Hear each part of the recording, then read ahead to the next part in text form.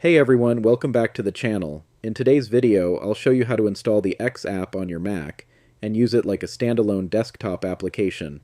Now, there isn't an official X app available in the Mac App Store, but the good news is you can easily install it as a web app, and it works just like a regular app on Mac OS.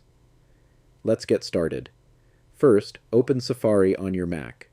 You can click the Safari icon in your dock, or press Command plus Space to open Spotlight Search, type Safari, and press Enter. Once Safari opens, go to x.com and log into your account. After the website fully loads, move your cursor to the top menu bar and click on File. From the drop-down menu, select Add to Dock. A small confirmation window will appear. You can rename it to X if you'd like, then click Add. And that's it. You'll now see the X icon in your dock, just like a normal app. When you click the icon, X opens in its own dedicated window, without browser tabs or other distractions, giving you a clean app-like experience. Even if you completely close Safari, X will continue running independently. You can also find it later in Launchpad, or by searching with Spotlight.